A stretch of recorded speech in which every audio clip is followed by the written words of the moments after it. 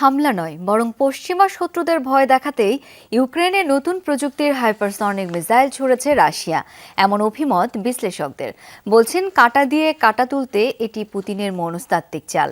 কিয়েভকে সমর্থনের পথ থেকে সরে না এলে পরবর্তী টার্গেট হতে পারে ন্যাটোভুক্ত যে কোনো দেশ। পরোক্ষভাবে এমন হুঁশিয়ারি দিয়েছে মস্কো।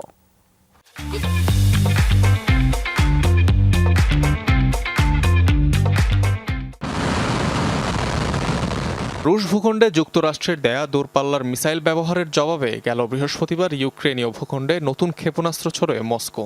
অবশ্য ক্রেমলিন এবং ওয়াশিংটন দুপক্ষেরই দাবি হামলা নয়, অত্যাধুনিক মাঝারি পাল্লার মিসাইলটির পরীক্ষা ছিল এটি। বিশ্লেষকরা বলছেন, পশ্চিমাদের ভয় দেখাতেই অস্ত্রের সক্ষমতা যাচাই ইউক্রেনের রণাঙ্গনকে বেছে নিয়েছে মস্কো।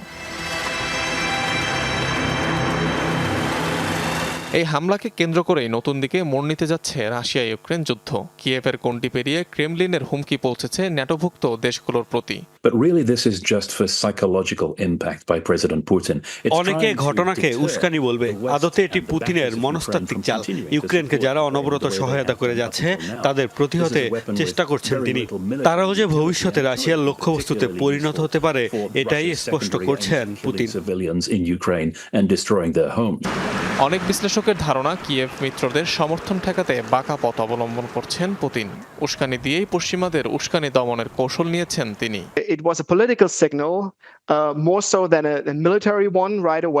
এক্ষেত্রে রাশিয়া ও পশ্চিমারা দুপক্ষেরই পরস্পর বিরোধী কিছু স্বার্থ রয়েছে, তাই তাদের বিষয়গুলো খুবই সতর্কতার সাথে নিয়ন্ত্রণ করতে হবে।